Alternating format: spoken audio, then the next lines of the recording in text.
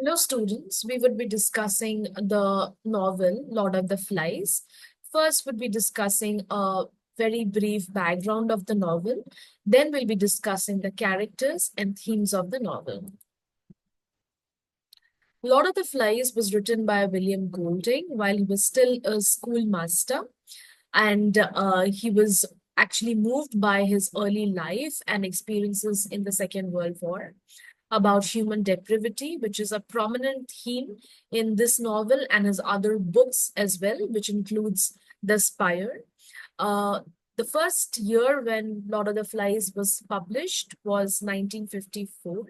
It actually talks about a plane crash that leaves a group of British schoolboys stranded on a deserted island, and how they actually celebrate in the absence of adult supervision initially. However, we see that as time passes, the boys descend into evil, and those who seek civilization are actually hunted. The novel is a coming of age tale and a look into the potential darkness that lies within every individual. The context that we are talking about here is the Second World War. The Second World War had a profound effect on William Golding. While in the Royal Navy, he saw active duty in the North Atlantic and took part in the battle that sunk the Bismarck, which was a German battleship in 1941, and commanded a rocket launching ship during the landing at Normandy in 1944. Now, what Golding saw during the war impacted his view of people and society extremely. Golding was shocked by great human capacity for pain and discretion and impending threat of World War III and the ongoing Cold War. We can also see through this novel. Lord of the Flies was written during the Cold War, actually, wherein which humanity lived for the first time under a clear threat of another nuclear war, or definitely the impending destruction which it inherently has. And atomic bombs had been used twice by the United States to force the surrender of Japan in 1945, which also the world saw. The Cold War and its potential for mass destruction, as well as the paranoia between the two sides, is readily apparent in the text. In fact, throughout the text begins as the boys are stranded on the islands, which we already discussed, because their plane was shot down. They believed a nuclear bomb has destroyed the world, and they're worried about being found by the Reds, a name members of the Western Bloc often applied to communists. Now let's take a look at the major characters. First and foremostly, we see Ralph and then Jack. And then we have Sam and Eric, the twin boys. Then we have Simon. And then we have Piggy, who is a representation of the civilized world. Roger is somebody who is very, very violent and becomes progressively more evil without adult supervision. And then we also have Simon, who represents the goodness and spirituality. This picture is taken from a course hero. Now let's take a look at the character of Jack. First and foremostly, we see that there's a desire for power in Jack's character, and Jack is driven by a strong desire for this and is furious when he loses the election to Ralph. Secondly, we see that Jack still holds on to some moral values in the beginning. We see some kind of, moral restraint in the initial phases of the novel, but then we see that gradually he becomes more violent. We saw that this moral restraint in the instance where in the first go he was a little hesitant to kill a pig. Then we see that he transforms into something which is more savage. He was becoming obsessed with hunting and then adopts a very barbaric appearance, definitely embracing violence. Control over the group is another essential feature of Jack's character, as we see that he gains control over the other boys and who follow his lead. Primarily, he uses fear in the boys in order to manipulate them and control them. And we'll also see that there is a connection between power and violence over here. Jack's need for authority and his love for violence are actually interlinked, as both make him feel powerful. Jack also claims to be interested in rules, yet his chief interest in rules, those he doesn't come up with, is an opportunity to punish those that don't follow them. What Jack truly craves is actually power and control. Now let's take a look at Ralph's character. Ralph's role is that of a charismatic ruler. He represents order, he represents civilization.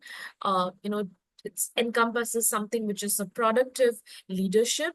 We see that, he focuses on building huts, he plans for the rescue of the boys, securing his influence over the boys at the start.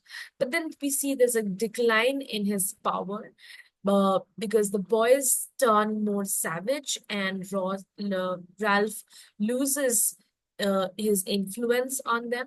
Jack's power rises. Most of the boys leave Lab's group and then joins Jack's group.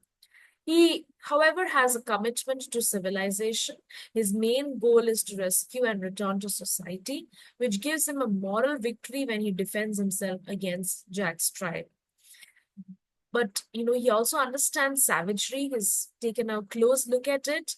He himself was baffled by the bloodlust of the other boys, but later realizes that savagery exists in everyone. Ralph's descent, we also see Ralph briefly experiences the thrill of violence when he hunts and participates in, not directly in Simon's killing, but was unable to somehow stop it. It haunts him actually at the later stages. He realizes there's a darkness within him also, that he's unable to stop that activity and feels extremely guilty about it in the next day. There's a tragic realization which happens after Simon's death. Ralph falls into despair, but his leadership helps him reject savagery and confront the Lord of the Flies. There's a semi-tragic ending to his character.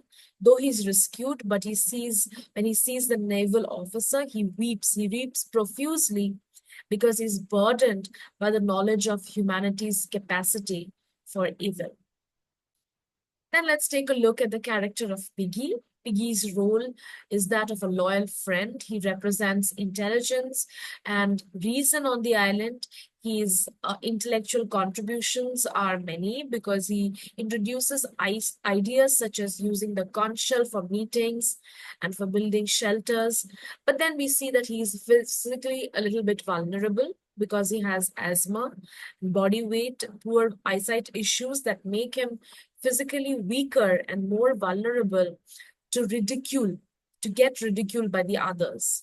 Believe in civilization, his values in rules, orders, and what grown-ups would do in such situations represents a connection to civilized society. Further, we see that he always tries to resist savagery. He's less influenced by the mob mentality, but he still falls victim to the island's descent into savagery. Now, he also is guilty over Simon's death, but then he reasons it out. Piggy admits that there was some kind of, indirect involvement because they could not do anything. Not doing anything was also something, which made them feel really guilty about it, which indicates that he has a strong moral compass as well. And then we see Piggy's death, which is one of the most horrifying images of the novel.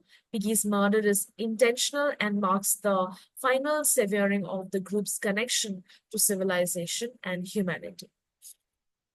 Now then, let's take a look at the character of Simon. Simon's role represents the innate spiritual human goodness which is there in all individuals. Simon is connected to nature, and then he's different from both Ralph and Jack. There's a there's a constant dichotomy between innate morality and social conditioning in people. However, we see that unlike the other boys who actually act according to the social conditioning, they act morally due to that. But we see that Simon is a step further. He doesn't act because there's some kind of social conditioning. Instead, he acts morally because he believes in the value of morality itself. So, which is something great about this character. Understanding the beast, Simon realizes the beast on the island is not physical at all. It's actually represents the savagery within all the human beings. The source had symbolism. The source had Lord of the Flies symbolize the evil within humans, which Simon understands very early on during his vision. And there's a moral conclusion in in this novel when we see the central theme is actually nothing but the conflict between the inherent evil in people and the goodness in humanity. Simon's death is a brutal reminder of what human beings are capable of, what kind of evil human beings are capable of. Their boys murder him, and it shows the scarce human goodness in the face of overwhelming evil. These could be some of the images and symbols. Again, this picture is taken from Course Hero. We see that uh, the boys are stranded in an island. There's a plane crash that happens. There's a fire signal. Then there's the sea. Then there's the pig's head, which identifies with the Lord of the Flies. Then we have all the boys. How the boys are painted their faces, which represents their descent into tribal characteristics. And then we see that the blazing heat of the island. Let's take a look at the symbols over here.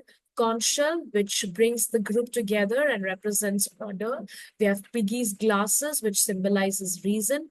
Then we have the pig's head, which embodies the evil inside each person. We have the war paint, which was adopted by Jack's followers, representing, the embrace of violence in the island.